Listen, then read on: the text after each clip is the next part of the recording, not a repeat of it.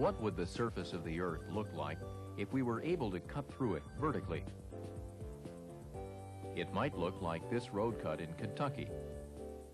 Beds of sedimentary rock are seen in profile, so that it is easy to observe structural and stratigraphic features along the length of the road cut. If we wanted the road cut information in a handier form, we could make a scale drawing. By omitting less important details, we could make the drawing emphasize features of special interest.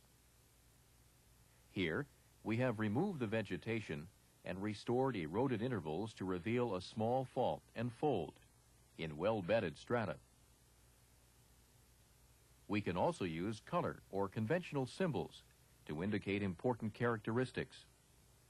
Here, we have decided to show lithology.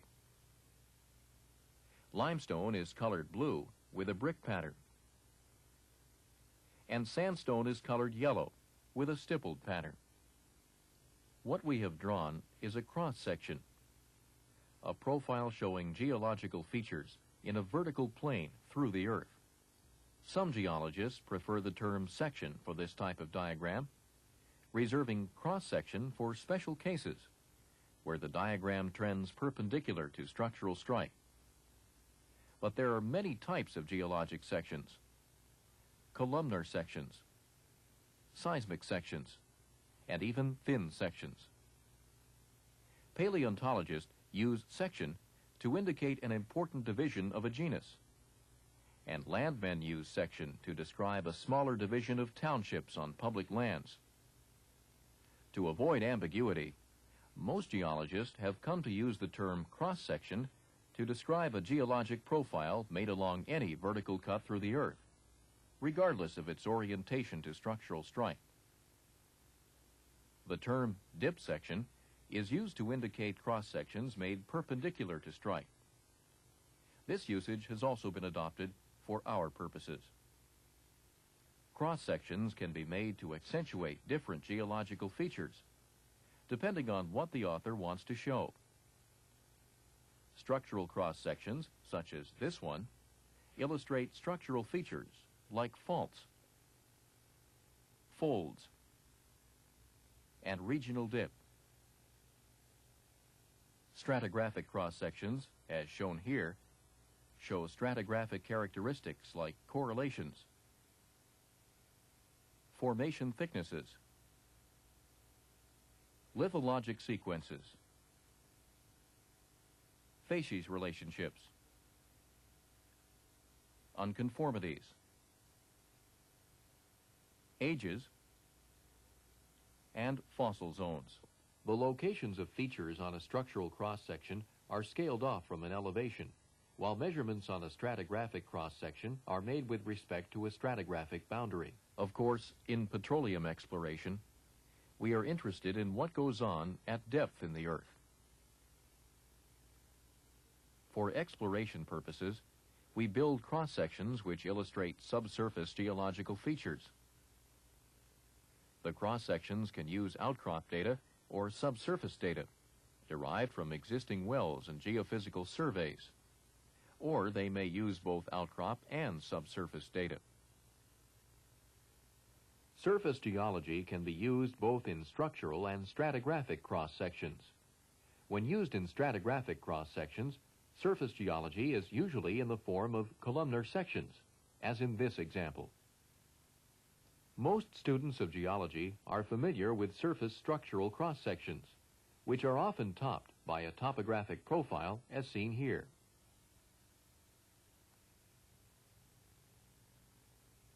Outcrop information is plotted in the appropriate places along the topographic profile. In covered intervals between outcrops, the geologist can infer information from soil type, vegetation, and topography. Shallow data control is therefore fairly continuous where surface geology is used. Most cross-sections made for petroleum exploration purposes rely on subsurface information. Since the data used in this type of cross-section comes primarily from wells, The information is not continuous over the length of the section. Supplemental geophysical data can be helpful in interpreting the subsurface geology between wells.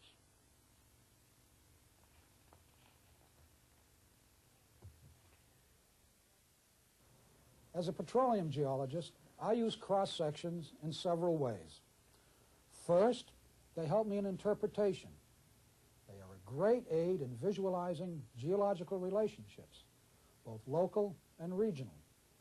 They depict these relationships in two-dimensional form, thereby greatly easing the process of interpretation, especially in geologically complex areas. I often have to work or rework one or more cross-sections to resolve these interpretational problems. Second, I use cross-sections for display. Diagrammatic cross-sections show broad relationships and help to orient the audience to the general geology of a region. More detailed cross-sections, like these, usually cover a smaller area, and they are invaluable in communicating the geologist's interpretation of a prospect.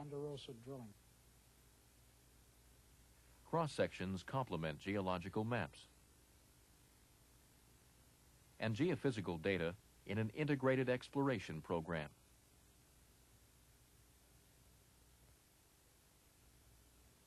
What is the first step in making a cross-section? One can begin by tacking available well logs, such as these 5-inch logs, along a wall, as I have done here. Other scale logs, of course, may also be used, as long as the scale is consistent in each cross-section. The logs should be placed in approximately the same horizontal relationship as the wells they represent. The logs are hung vertically on a common reference line, either an arbitrary elevation, as I have done here, or on an easily recognized marker horizon, and then representative correlative horizons and or log picks in each well are marked with push pins. I have emphasized the correlation by stretching colored elastic bands between the push pins. Elastic bands may also be used to show attendant features such as faulting. String may also be used. I can try to alternate interpretations by simply rearranging the pins and elastic bands. It is easy for me to construct many such rough cross-sections in this manner while I begin to visualize the problem at hand. Once I am ready to put something on paper, a number of key decisions must be made. The most important decision is what the cross-section will illustrate. Do I want to construct a structural or a stratigraphic cross-section?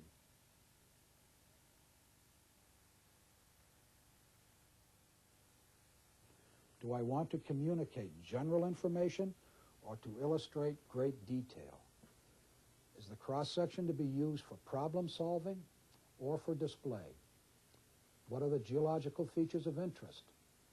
The answer to these questions will influence nearly every choice I make during the construction of the cross-section. The next step in construction is to choose a line of section, that is, the line along which the cross-section would intersect the surface of the Earth. The features of interest control the area in which the line will be located. The orientation of the line is largely determined by the nature of the geological relationships to be illustrated and by the availability of reliable data. Cross-sections can be perpendicular to strike, oblique to strike, or parallel to strike. Such cross-sections are called dip sections, oblique sections, and strike sections, respectively. It's important to remember that the dip shown on an oblique or strike section is always less than true dip. The greater the angle between the true dip direction and the line of section, the greater the difference between true and apparent dips.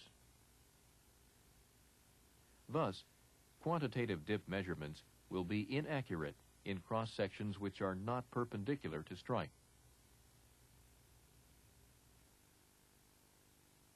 Since it is unusual to find a succession of wells along a straight line, many cross-sections follow zigzag paths.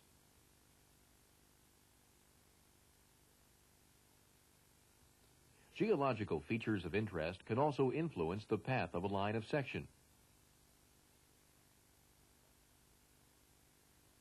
This cross-section, across a field in Wyoming, trends in a circle in order to show the nature of the stratigraphic trap.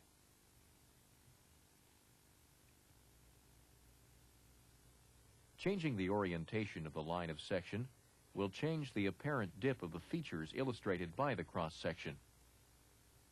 Thus, an irregular line of section will affect the shape of a geological feature. Here, we see the same feature illustrated in two different cross-sections. The first is drawn along a straight line of section, and the second is drawn along a zigzag line of section. Notice on the zigzag cross-section that the apparent dip of horizons varies from segment to segment as the orientation of the line of section changes. The shape of the geological feature is thus distorted on the zigzag section. It is important to take this distortion into account when looking at a cross-section with a non-linear line of section. If all other factors are equal, it is desirable to choose as straight a line of section as possible. Some geologists project nearby wells onto a straight line of section, instead of deflecting the line of section to the wells. One usually needs to construct a subsurface contour map before projecting wells. The location of the well on the cross-section is determined by a normal from the well to the line of section, or by projecting the well along strike. The well is dashed onto the cross-section to distinguish it from any wells which actually lie in the plane of section.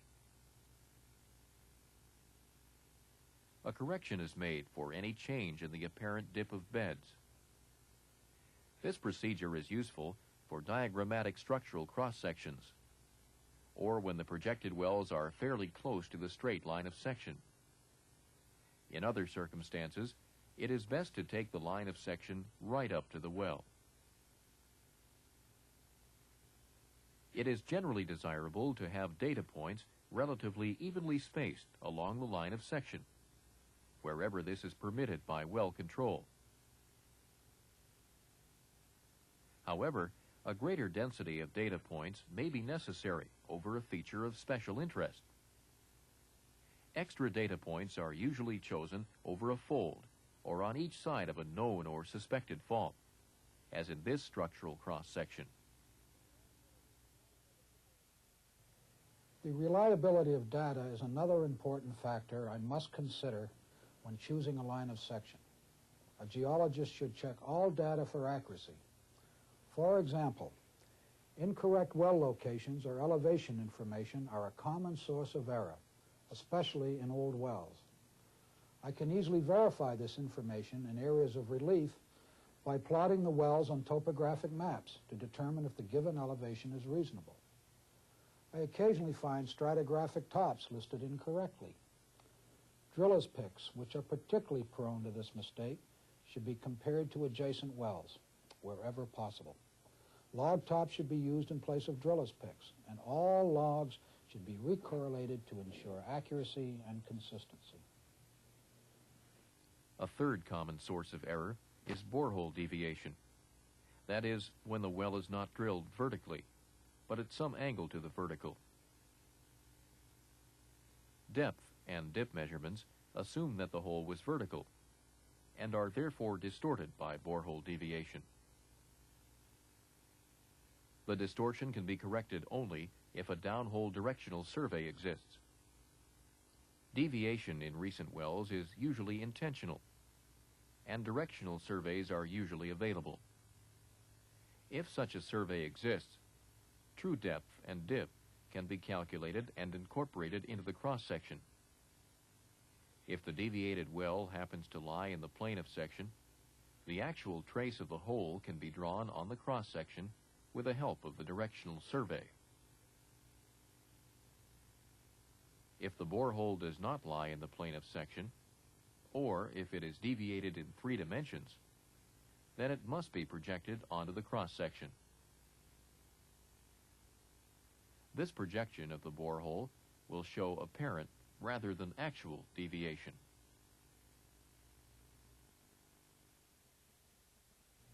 One should be cautious in accepting the conclusions of previous studies.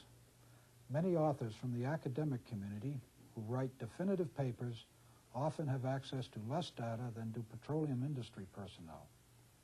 By this, I am not saying that industry-generated studies should always be blindly preferred to academic studies. I, as a geologist, have a responsibility to screen every potential resource carefully.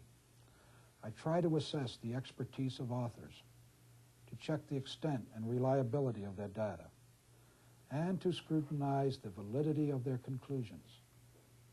Occasionally, I verify maps and cross-sections by making small sketches. Seismic interpretations should be reviewed, usually with the help of a geophysicist. In-house studies should also be subject to these examinations. Careful control over the quality of data input is essential to the construction of an accurate cross-section. Of course, even with the same accurate data, several different interpretations may be possible. After the line of section has been chosen, the geologist must decide on the scale of the cross-section. There are actually 2 scales to consider, one horizontal and one vertical. For convenience in construction and cross-reference, the horizontal scale is often taken to be equal to the scale of corresponding geological maps. The vertical scale may or may not be equal to the horizontal scale, depending on what the cross-section is intended to illustrate. Quantitative features such as dip and formation thickness are preserved where both scales are equal. Unfortunately, this situation is not always feasible.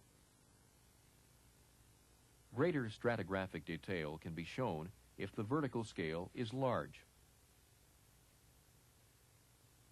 In some cases, the horizontal scale is taken to be smaller than the vertical scale, a technique called vertical exaggeration. This permits vertical detail to be illustrated without making the cross-section absurdly long. When using vertical exaggeration, the vertical scale is usually chosen to be an easy multiple of the horizontal scale. The degree of exaggeration, V, is equal to the ratio of the vertical scale to the horizontal scale. The value of V should be clearly labeled on the section. Horizontal and vertical bar scales should also be shown, so that the scale is retained if the cross-section is photographically reduced or enlarged. Some vertical exaggeration is usually used in order to show enough detail in subsurface features. But distortion is introduced when the horizontal and vertical scales are different. Dips in an exaggerated section show an inconsistent variation from true dip. Deviation is greatest where the magnitude of true dip is greatest. Exaggeration also results in an apparent attenuation in areas of steep dip, for instance, on the flanks of the monoclinal fold seen here. Vertically exaggerated cross-sections are therefore inappropriate for quantitative studies. Practicality also affects the choice of scale. The most important factor is that the overall size must be adequate to show the desired detail. The cross-section should also be large enough to be visible from a distance if it is to be used for display. But one must take care that the figure fits available reproducing machines. Overly large cross-sections are awkward to handle, as well as being expensive or even impossible to reproduce. I use the chosen vertical scale to measure off tops and bases of geological boundaries on the cross-section. But from what point will I measure these tops and bases? I need a reference line. A line must represent a feature which is continuous over the area covered by our section. Regardless of the actual relief of the feature, it will be represented by a straight horizontal line and will be used as a reference when I am scaling off boundaries on the section. Such a reference line is called a datum line. The feature represented by the datum line is called a datum plane. One common type of datum line represents an elevation. Geological boundaries can be scaled off from this line according to their relative elevations.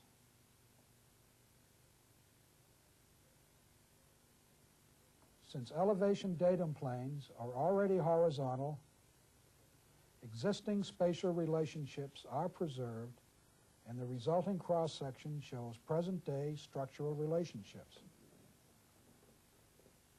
The other type of datum line represents a stratigraphic boundary. The boundary can be on a marker horizon or on an unconformity. The most important criteria for choosing a stratigraphic datum are that the boundary be easily recognized and reasonably widespread. Not many stratigraphic boundaries are horizontal, yet a stratigraphic datum plane is represented as a straight horizontal line on the cross-section. This is why it is known as a flattened stratigraphic boundary. Since the reference line no longer corresponds to an elevation, I can't simply scale off elevations relative to sea level when I am plotting formation tops and bases. Instead, I have to scale off the interval from the datum line to the desired formation. Flattening a stratigraphic boundary causes changes in the spatial relationships of geological features. The resulting cross-section illustrates paleostructure. That is, it shows structural relationships which existed at the time of deposition or formation of the stratigraphic datum. If my cross-section is intended for paleostructural analysis, then it is important that I choose a datum of appropriate age to show paleostructure. Whenever available, I try to use a time stratigraphic unit such as a bentonite or a lava flow. It is also important to make sure that my chosen datum does not reflect paleotopography. I can begin drafting my cross-section once I have made the major decisions on the type of cross-section, line of section, data points, scale, and datum. The way I go about plotting data will vary with the type of cross-section I am constructing. Remember that we have two categories of cross-section: structural and stratigraphic. Each category may make use of either surface or subsurface data or both. Here is a structural cross-section showing topography and surface geology. I began this cross-section by plotting the topographic profile. I derived the topographic profile from a geological quadrangle map. I usually take the horizontal scale of the cross-section to be equal to the scale of the map I'm using. That way, I can easily transfer the location of topographic contours and geological contacts directly onto my cross-section from the map. First, I draw my line of section on the map.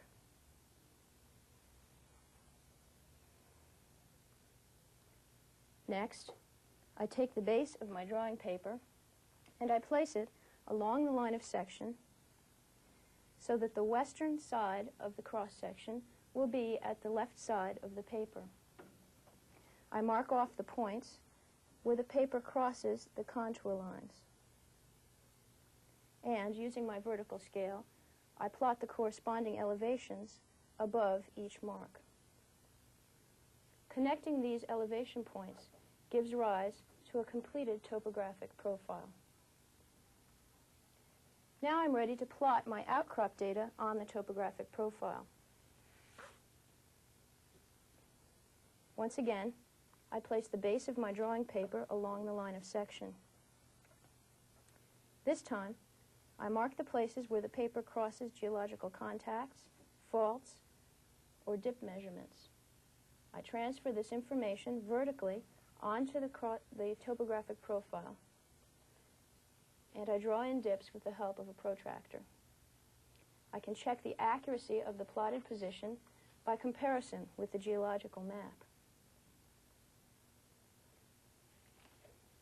I can also use well data in this type of cross-section. I measure off the locations of the wells along the topographic profile using the horizontal scale. The boreholes can be represented either by logs reduced to the appropriate vertical scale or by lines whose lengths represent the depths of each well. When wireline logs are used, only two of the curves are usually reproduced, one on the right and one on the left side of the log. The most commonly used curves are the SP, or gamma ray curve, on the left, and one resistivity or density curve on the right. Other combinations are possible, depending on what's available and what you want to show. Once the wells are properly positioned on the cross-section, I mark off the positions of significant formation boundaries in the boreholes. It's also helpful to plot dip meter readings when they're available. I usually ink in hard data like this, so I don't erase it while I'm working on my geological interpretation. Sometimes it's also helpful to make a copy of the uninterpreted hard data for later comparison with the finished cross-section. Finally, I can connect correlative formation boundaries, making my geological interpretation as I go along.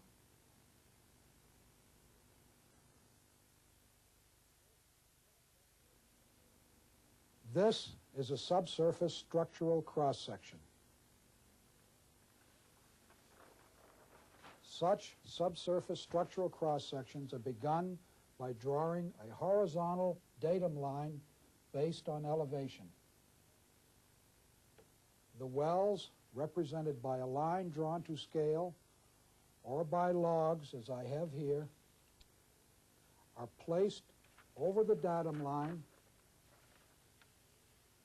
so that the line passes through the corresponding elevation in the well.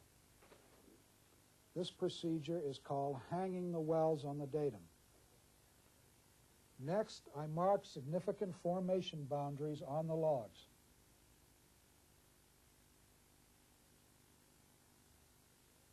If I were to use lines drawn to scale, called sticks, I would measure off the elevations of the formation boundaries from the datum. Migrated seismic depths can also be plotted if they are available. The second category of cross-section is the stratigraphic cross-section. This particular stratigraphic cross-section uses surface data in the form of a columnar section. This type of cross-section is referred to a flattened stratigraphic datum. Since flattening distorts spatial relationships, topography is not shown. The chosen datum is represented by a straight horizontal line. Outcrop information used in stratigraphic surface cross-sections is usually in the form of columnar sections. The columnar sections are hung over the stratigraphic datum line by matching the datum with the appropriate horizon on the columnar section. Well data can also be used in stratigraphic surface cross-sections. Once again, wells can be represented by sticks or by logs. In the first case, the sticks are hung on the datum and the intervals to formation tops are scaled off. In the case of well logs, the logs are simply hung on the datum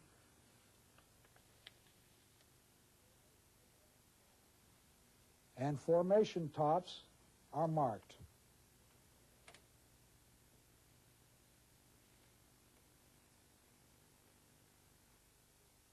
Now, stop the tape and work Exercise 1 in the study guide.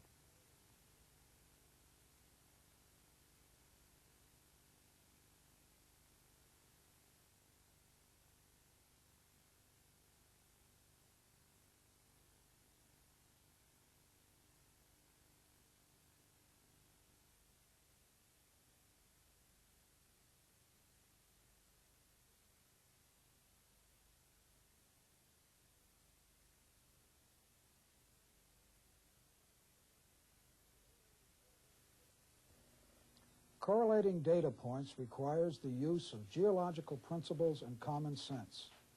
Many interpretations are often possible with only one set of data. In choosing between interpretations, one must first make sure that each approach is correct. Scrutinize the data, assumptions, and conclusions. Then make your final choice based on your knowledge of regional and local geology. Here I am confronted with constructing a cross-section between two wells, well A and well B.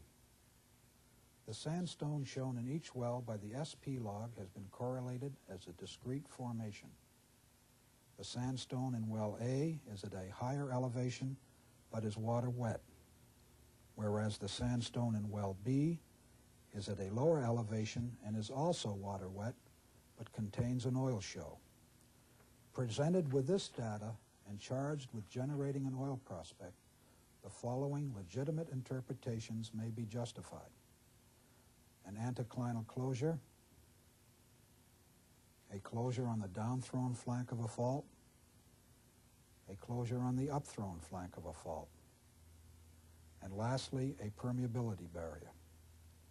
Of course, the known structural and stratigraphic grain of the area would be used as a guide in determining which of these interpretations is most likely correct.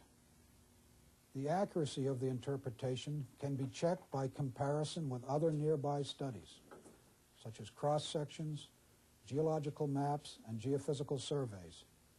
Specific geological conditions sometimes permits special methods of checking for accuracy. For instance, the concept of volumetric accuracy based on the principle of conservation of mass is often used for structural cross-sections where concentric folding and thrust faulting have predominated. The cross-section is completed by inking in the final interpretation and by labeling important features. Conventional colors and symbols are often used to show the geological nature of the features. Consistency in the colors and symbols you choose is most important. Here, sandstone is colored yellow with a stippled pattern. Shale is gray with rows of dashed lines. Limestone is blue with an orthogonal brick pattern. Dolomite is pink, or sometimes blue, with a rhombic brick pattern. Salt is orange with rows of small crosses. And in special cases, where crystalline rocks are shown, they are colored red. Intermediate lithologies are illustrated by combining the appropriate patterns and by using the color of the predominant lithologic end member. Pore fluid composition can also be indicated with colors. Gas is shown as red. Oil is green. And water is colored blue. Clear labeling of all important features is essential to an effective cross-section. Every section should display the following information: title, location, line of section, scale, datum line, author, date, and data sources. Now, stop the tape and work exercise 2 in the study guide.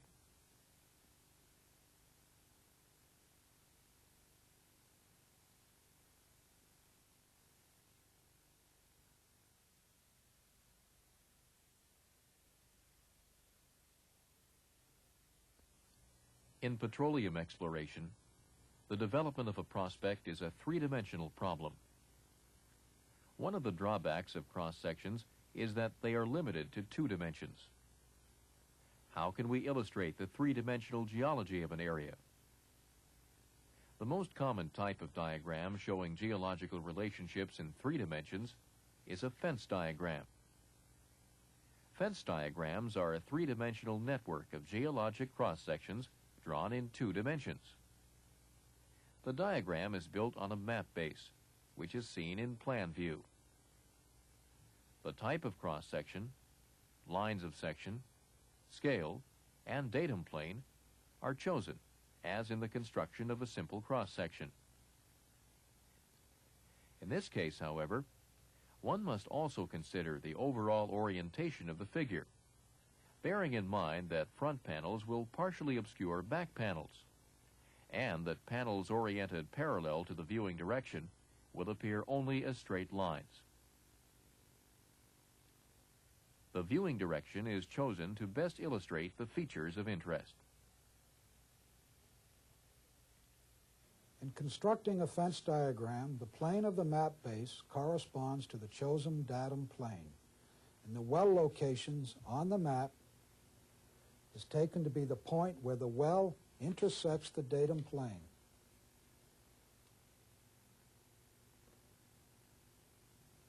The wells are hung on the datum, and then individual cross-section panels are filled in, beginning at the front of the diagram.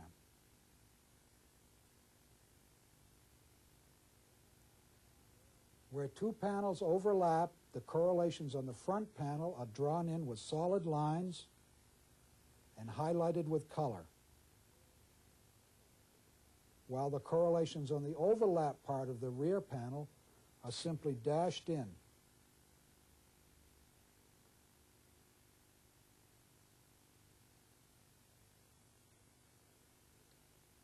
When the vertical scale is too large or the spacing of cross-sections is too close, large parts of the rear panels may be obscured from view. It is not always possible to change the scale or the spacing without losing important details illustrated by the diagram. In such a case, one can construct an isometric projection of the fence diagram. The map base in an isometric projection is shown as if it was turned at an angle and tilted toward the viewer. The conversion is actually a transformation from an orthogonal to non-orthogonal axes. A rectangular map base will become a parallelogram in an isometric projection, as is seen here. All lines that were parallel to the original horizontal and vertical axes remain parallel to the corresponding new axes, and the scale along these lines also remains unchanged. However, lines which were not parallel to the original axes will be distorted. Points along such lines must be transferred onto the projection by coordinates relative to the new axes. This is most easily achieved by using a grid system. Another type of diagram illustrating three-dimensional relationships is a block diagram. This type of figure is a two-dimensional representation of a rectangular block. The figure may be drawn with or without the use of perspective. Two intersecting cross-sections form the sides of the block. The top of the block shows either surface topography or relief on the uppermost geological boundary shown in the cross-sections. Block diagrams make effective displays, but they are difficult to construct and are therefore used less often than fence diagrams.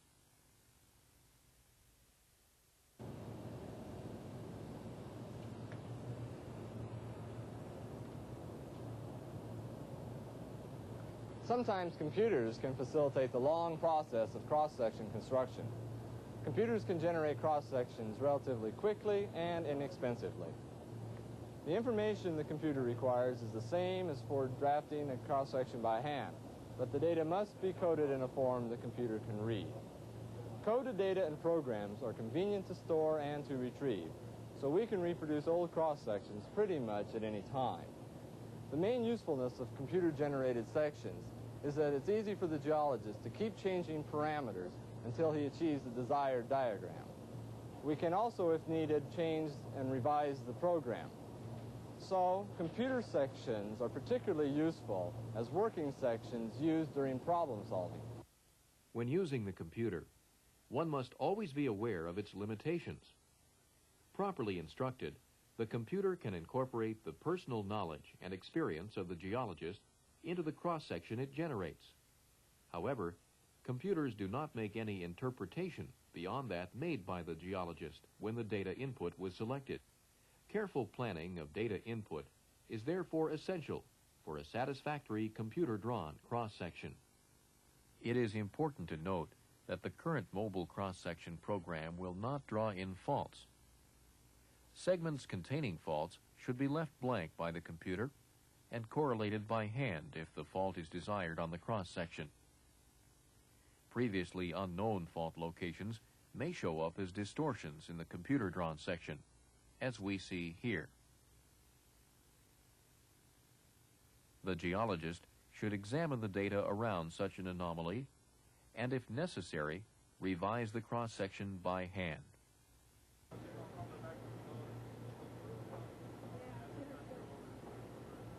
We can generate many types of computer cross-sections. The simplest one is just a plot of stick wells with no correlation lines. The only input we need for this type of section is a specification of the scale, the distances between wells, the elevation of the wellhead, and the elevation of the datum line in each well. We can also represent the wells with logs reduced to the proper scale.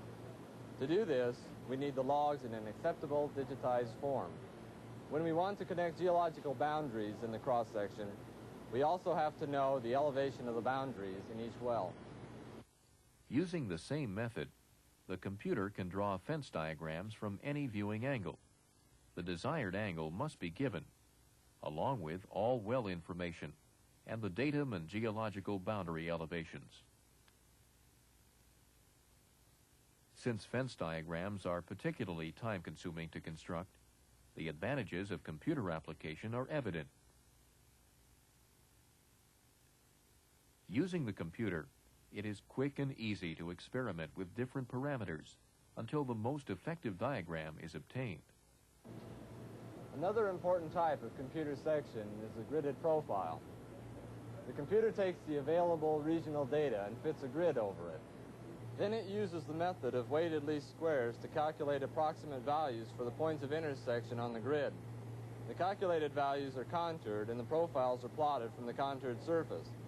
The computer won't contour across a fault if the fault traces are included in the input data. We can build a cross-section by stacking several of these gridded profiles. There are several advantages to this method of cross-section generation. First, a straight line of section can be chosen without regard to the location of the wells. Second, we can make any number of different cross-sections quickly for the same region. For instance, we could generate a whole series of parallel straight line sections over a region. The accuracy is pretty good, but you have to consider the grid size and the extent of data control, since these factors will affect the accuracy of the profile.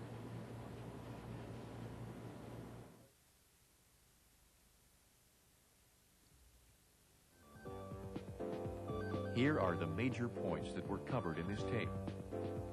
If you feel unsure about any point, rewind the tape and review that section.